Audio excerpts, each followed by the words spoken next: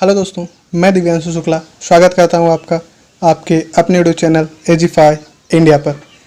Channel को subscribe कीजिए और हमारी तरफ से दिया जाएगा आपको अमेज़ॉन गिफ्ट वाउचर। इसके अलावा लेक्चर को ध्यान से देखिए।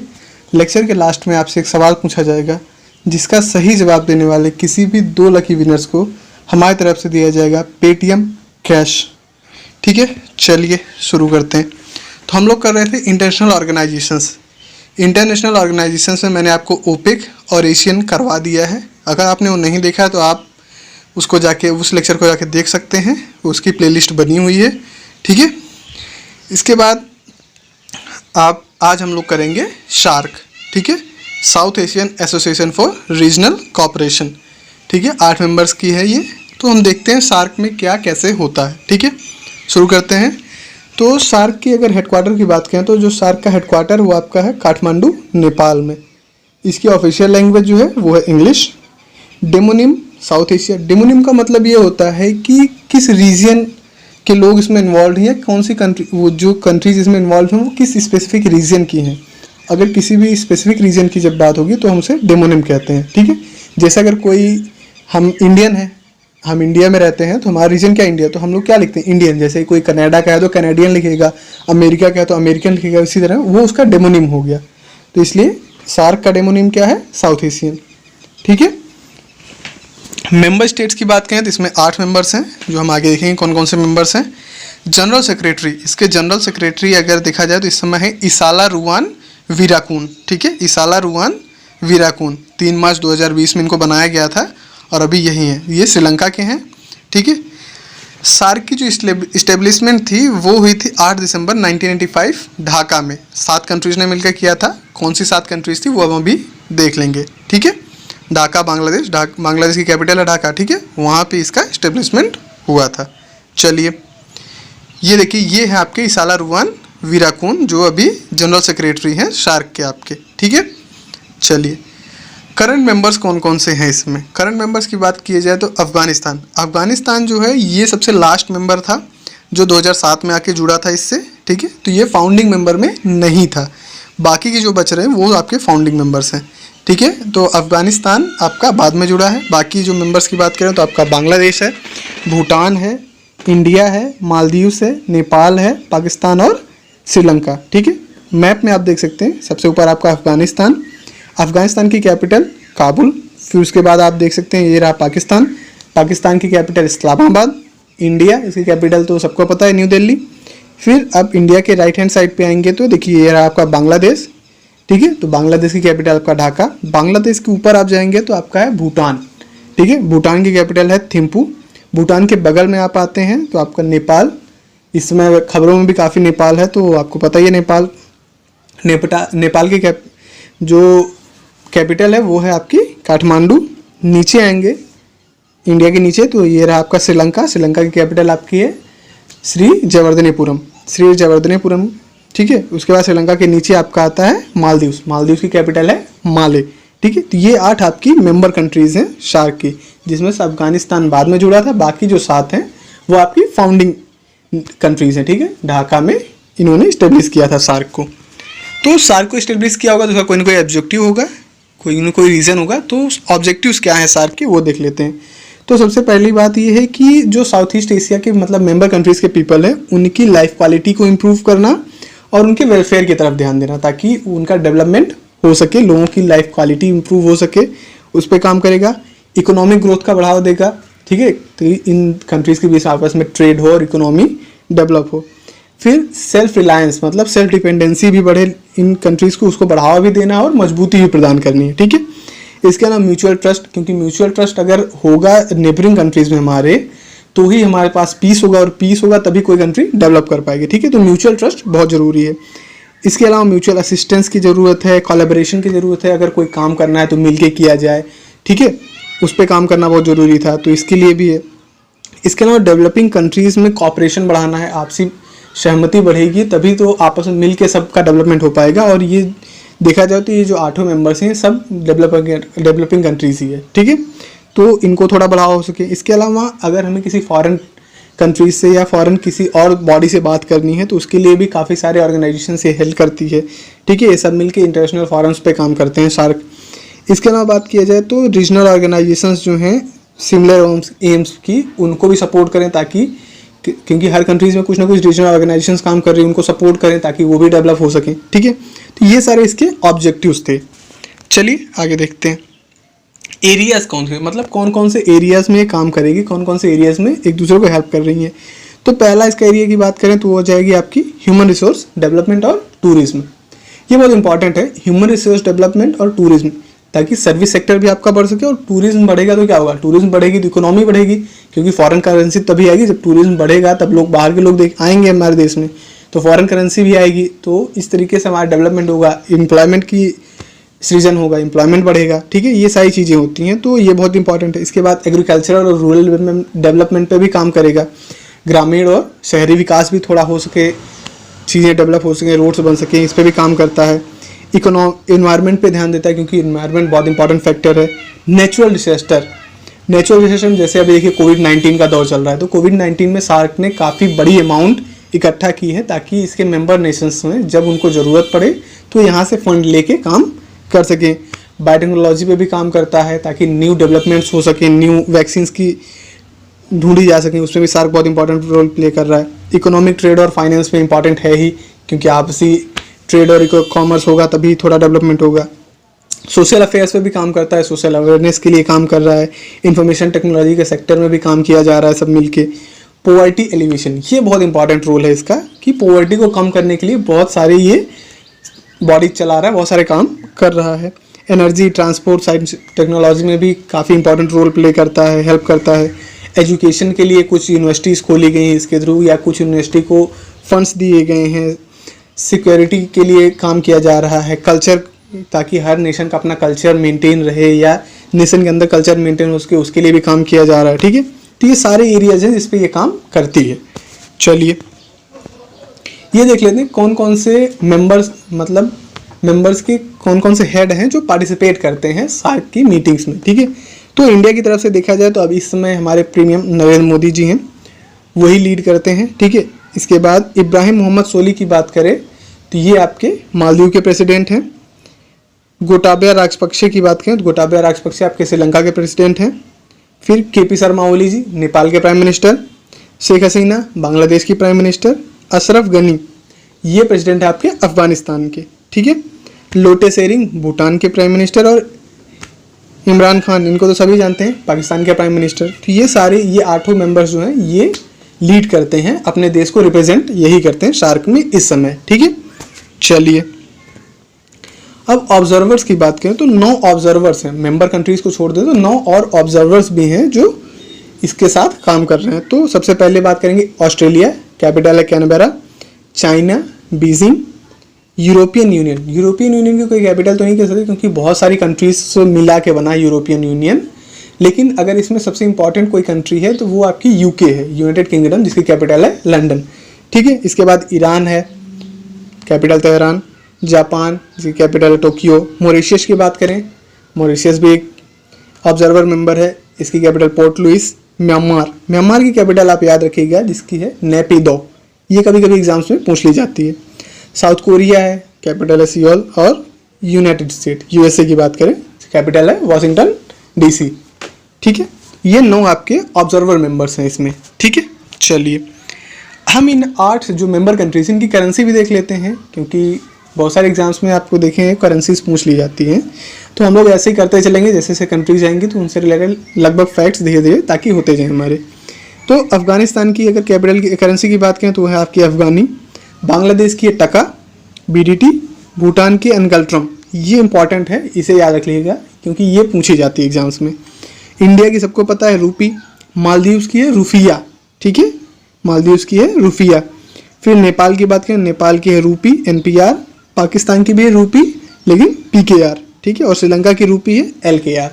ठीक है, ये तो लगभग ये सारी कंट्रीज की आपकी हो गई करेंसी, याद रखिएगा। चलिए एपेक्स और रिकॉग्नाइज बॉडीज कौन कौन सी, मतलब टॉप की बॉडीज और रिकॉग्नाइज बॉडी कौन कौन सी हैं आपके सार्क की। तो सार्क की बात करें तो एक है आपका सार्क चैम्बर ऑफ कॉमर्स और इंडस्ट्री, इसका काम क्या है, कॉमर्स और इंडस्ट्री को इन 8 कंट्रीज़ में या ऑब्जर्वर कंट्रीज़ के साथ मिलके उसको डेवलपमेंट करना, उसको बढ़ावा देना। दूसरा है आपका सार्क लॉ। सार्क लॉ का काम क्या है, ये थोड़ा सा जस्टिस के एरिया में काम करता है ताकि लॉ एंड जस्टिस मेंटेन हो सके। फिर है आपका साफा, साउथ एशियन फेडरेशन अकाउंटेंट्स का एक फेडरेशन बना हुआ है ताकि अच्छे से काम हो सके और इकोनॉमिक चीज़ों पे बात हो सके, ठीक है। फिर एक है आपका south Asia foundation. South Asia foundation क्या है, ये एजुकेशन और इन सब चीज़ों पे ध्यान देता है और फंड्स रेज करता है ताकि अलग अलग जगह पे एजुकेशन और कल्चर को बढ़ावा दिया जा सके। फिर आपका है SAIEVAC, South Asian initiative to end violence against children. Children violence हम सबको पता है बहुत ज़्यादा है आजकल चल रहा है। चिल्ड्रन के साथ स्पेशली अगर हम बात करें तो चाइल्ड ट्रैफिकिंग बहुत ज़्यादा हो रही है, तो इन सब चीज़ों को कम कर सकें और चिल्ड्रंस को 6 to 14 ईयर्स की मतलब कंपलसरी एजुकेशन मिल सके, इसके लिए भी ये आपकी शिवैक काम करती है, ठीक है। फिर एक है आपका फोशवाल। फोशवाल की बात करें तो आपका foundation of shark writers and literature, writing और लिटरेचर पे भी आपका ध्यान देती है फोशवाल, ठीक है, ताकि यहाँ से अलग अलग राइटर्स और लिटरेचर पे थोड़ा डेवलपमेंट हो सके ताकि कुछ ना कुछ नया होता रहे, ठीक है। इसके अलावा 18 रिकॉग्नाइज बॉडी है, वो आपको नहीं देखनी, लेकिन उसमें से एक बॉडी मैंने ली है जो मुझे इंपॉर्टेंट लगी, तो वो देख लेते हैं वो कौन सी है। तो आपकी है सार्क डिजास्टर मैनेजमेंट सेंटर, ठीक है, ये बॉडी मुझे इंपॉर्टेंट लगी। तो ये कहाँ है आपका सार्क डिजास्टर मैनेजमेंट सेंटर जो है वो आपका साउथ एशियन सार्क का जो है वो गुजरात के institute of disaster management, Gujarat में है आपकी institute of disaster management Gandhinagar में, उसके कैंपस में इसको सेटअप किया गया है। और इसका काम क्या होगा, ये जितने 8 मेंबर्स हैं उनको सर्व करेगा। जब भी कोई भी डिजास्टर कोई प्रॉब्लम आ रही है तो वहाँ पे ये अपनी टीम्स भेजेगा और उनकी हेल्प करेगा, ठीक है। चलिए अब हम देख लेते हैं जनरल सेक्रेटरीज। इंडिया के कौन कौन से जनरल सेक्रेटरीज सार्क में रह चुके हैं। तो अभी तक 2 बार ऐसा हुआ है कि इंडियन जनरल सेक्रेटरीज रहे हैं सार्क में। तो एक थे आपके कांत किशोर भार्गवा, वो थे 17 अक्टूबर 1989 से 31 दिसंबर 1991 तक, ठीक है। ईयर आपको याद, डेट्स आपको नहीं याद रखनी, ईयर भले आप याद सकते हैं, 1989 से 1991। इसके बाद आपके शीलकांत शर्मा थे, वो 2008 से 2011 थे, ठीक है। तो 2 बार ऐसा हुआ है कि इंडिया में सार्क के जनरल सेक्रेटरी रहे हैं। चलिए अब साथ में हम ये भी देख चलते हैं कि इन 8 मेंबर कंट्रीज जो हैं उनके प्रेसिडेंट और प्राइम मिनिस्टर कौन कौन से हैं। तो अफगानिस्तान की बात करें तो अफगानिस्तान में सिर्फ प्रेसिडेंट हैं, तो वो है अशरफ गनी, प्राइम मिनिस्टर वहाँ नहीं है। बांग्लादेश के प्रेसिडेंट की बात करें तो आपके अब्दुल हमीद जी हैं और प्राइम मिनिस्टर मैंने बताया ही शेख हसीना। भूटान, इनके प्रेसिडेंट का नाम बहुत लंबा है, ठीक है, किंग जिंगमे खेसर नांगमेल वांगचुक, ठीक है। वांगचुक से जनरली इनको वांगचुक के नाम से ही जाना जाता है, तो याद रखिएगा आप। और प्राइम मिनिस्टर लोटे शेरिंग, ये मैंने आपको पहले बताया था। इंडिया के प्रेसिडेंट सभी जानते हैं रामनाथ कोविंद जी, और प्राइम मिनिस्टर हमारे मोदी जी, नरेंद्र मोदी, ठीक है। मालदीव में वहाँ भी सिर्फ प्रेसिडेंट हैं, वो वहाँ के प्रेसिडेंट हैं आपके इब्राहिम मोहम्मद सोली, ठीक है। नेपाल की जो प्रेसिडेंट हैं वो हैं बिंदिया देवी भंडारी जी और prime minister KP Sharma Oli. Pakistan के प्रेसिडेंट आरिफ अलवी, ठीक है, आरिफ अलवी, और प्राइम मिनिस्टर इमरान खान। फिर बात करते हैं अगर श्रीलंका की, तो श्रीलंका के प्रेसिडेंट जो हैं गोताबाया राजपक्षे, ये अटेंड भी करते हैं मीटिंग्स को। इसके अलावा प्राइम मिनिस्टर यहाँ की हैं महिंदा राजपक्षे, ठीक है। चलिए शार्क ने अचीवमेंट कौन, मतलब क्या क्या अचीवमेंट्स रही हैं शार्क की, उस पर थोड़ा एक बार देख लेते हैं। तो शार्क ने एक फ्री ट्रेड एरिया भी डेवलप किया है। फ्री ट्रेड एरिया का मतलब ये है कि जो मेंबर कंट्रीज़ हैं उनके बीच में जो ट्रेडिंग गैप है, ठीक है, वो कम किया जा सके ताकि ये मेंबर कंट्रीज आपस में ट्रेड अच्छे से कर सकें। इसके लिए फ्री ट्रेड एरिया को डेवलप किया गया है, ठीक है। इसके अलावा साप्टा डेवलप किया है। साप्टा क्या है, south Asian preferential trade agreement, ठीक है। तो इसका मतलब ये है कि जो साउथ एशियन रीजन की कंट्रीज हैं, मतलब 8 मेंबर्स हैं, हम ट्रेड के लिए पहले इनको प्रीफर करेंगे, उसके बाद किसी दूसरी कंट्री को प्रीफर करेंगे, ठीक है। एक एग्रीमेंट 1995 में ये साइन किया गया था। फिर उसके बाद साफ्टा आया था। साफ्टा एग्रीमेंट में क्या था, साफ्टा एग्रीमेंट का मतलब ये था कि इन मेंबर कंट्रीज़ के बीच में ट्रेड के लिए जो कस्टम ड्यूटीज़ हैं उसको घटा के 2016 तक 0 कर दिया जाए, ताकि ज़्यादा से ज़्यादा ट्रेड हो सके। अगर कस्टम ड्यूटीज़ नहीं होंगी तो सीधी बात है ट्रेड को बढ़ावा मिलेगा, ज़्यादा से ज़्यादा ट्रेड होगा, लोग एक्सपोर्ट इंपोर्ट ज़्यादा करेंगे, ठीक है। तो ये एक लक्ष्य रखा गया था, ठीक है। इसके बाद एक है आपका सेटिस क्या था? SAARC agreement on trade and services. Trade and services का मतलब यही है कि वो गेट्स प्लस पे काम करता है पॉजिटिव लिस्ट में। तो ये सिर्फ मतलब ट्रेड में गुड्स पे ही नहीं, सर्विसेज पे भी ध्यान देता है। सर्विसेज का मतलब क्या है कि जैसे आपका आईटी सेक्टर है या जो हम लोग सर्विसेज दे रहे हैं, जैसे मैं पढ़ाता हूँ तो मैं सर्विस सेक्टर में हूँ, तो ये सर्विसेज को भी इम्प्रूवमेंट देंगे, ठीक है, ताकि सर्विसेज का भी आपसे आदान प्रदान हो सके, ठीक है। इसके अलावा सार्क ने एक यूनिवर्सिटी डेवलप की, सार्क यूनिवर्सिटी डेवलप की गई है। तो सार्क यूनिवर्सिटी में जो है वो आपकी इंडिया में डेवलप की गई थी, ठीक है। इसके अलावा फूड बैंक और एनर्जी रिजर्व जो है वो पाकिस्तान में डेवलप किया गया था, ताकि एजुकेशन को बढ़ावा दिया जा सके या फिर लोगों को पॉवर्टी में थोड़ा हेल्प कर सकें, एनर्जी रिसोर्सेस मतलब एनर्जी से सबको लिंक किया जा सके। ये सारी चीज़ों के लिए ये 3 चीज़ों का डेवलपमेंट किया गया था सार्क के द्वारा, ठीक है। चलिए अब इंडिया के लिए क्या इंपॉर्टेंस है सार्क की, वो देख लेते हैं। तो सबसे पहली बात, नेबरहुड फर्स्ट की पॉलिसी आ जाएगी, क्योंकि अगर हमारे नेबरिंग कंट्रीज जो हैं उनके साथ अगर हमारे रिलेशनशिप अच्छे होंगे तो ये रहेगा कि हम अच्छे से डेवलप कर पाएंगे, क्योंकि अगर हम इनसे लड़ते रहेंगे, वॉर में रहेंगे, तो डेवलपमेंट होना बहुत मुश्किल है। दूसरी बात ये है कि इनके साथ अगर हम थोड़ा सा ट्रेड ज़्यादा डेवलप हो सकेगा, तो ट्रेडिंग से क्या होगा कि लोगों को डेवलपमेंट होगा, ज़्यादा से ज़्यादा इम्पोर्ट एक्सपोर्ट कर पाएंगे। इसके बाद एक है जियोस्ट्रेटेजिक सिग्निफिकेंस मिल जाएगा हमको। जियोस्ट्रेटेजिक सिग्निफिकेंस में क्या होगा कि जैसे आपके मेंबर कंट्रीज़ हैं उनके साथ हमारा क्या हो जाएगा, अगर पीस ट्रीटी साइन रहेगी तो जैसे चाइना अभी हमारे ऊपर अटैक करने की कोशिश कर रहा है या चाइना के साथ हमारे जो रिलेशनशिप अभी अच्छे नहीं हैं, तो उसमें इन मेंबर कंट्रीज़ के अगर कॉपरेशन मिलता रहेगा तो हम काफ़ी अच्छा परफॉर्म कर पाएंगे, ठीक है। इसके बाद रीजनल स्टेबिलिटी रहेगी, क्योंकि अगर पीस रहेगा हमारे नेशन में या इन नेशन में तभी कोई भी नेशन डेवलप कर पाएगा। अगर हम वॉर पर रहेंगे तो डेवलपमेंट नहीं हो पाएगा। फिर अगर ये सारी डेवलपिंग नेशन है तो इसमें इंडिया मोस्ट डेवलप है, ठीक है, तो इन सब में सबसे आगे, तो एक लीडरशिप का रोल प्ले कर सकता है इंडिया। इसके अलावा गेम चेंजर है जो इंडिया की एक्ट ईस्ट पॉलिसी है। एक्ट ईस्ट पॉलिसी में इंडिया का क्या होगा, सर्विस सेक्टर को बढ़ावा मिलेगा और इकोनॉमिक इंटीग्रेशन भी बढ़ेगी, ठीक है। चलिए सार्क की समिट्स देख लेते हैं कि समिट्स कौन कौन सी थी। तो सबसे पहली समिट इंपॉर्टेंट होती है, तो पहली समिट जो थी वो आपकी हुई थी ढाका बांग्लादेश में 1995 दिसंबर में, ठीक है।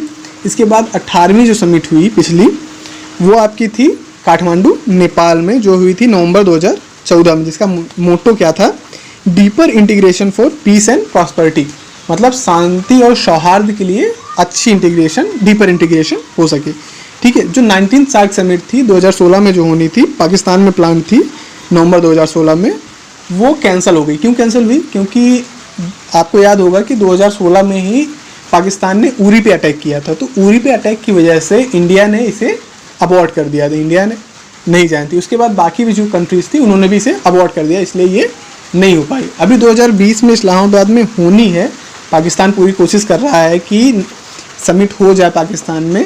इस बार तो श्रीलंका और भूटान भी उसको सपोर्ट कर रहे हैं, बाकी देखते हैं अगर हो पाती कि नहीं, क्योंकि सब कुछ डिपेंड करता है इंडिया पे। अगर इंडिया नहीं जाएगा तो फिर कहाँ हो पाएगी, ठीक है। चलिए आगे बढ़ते हैं। कुछ एक्सपेक्टेड मेंबर्स जो सार्क में आगे जुड़ सकते हैं हम उसको देख लेते हैं। तो आपका एक है म्यांमार।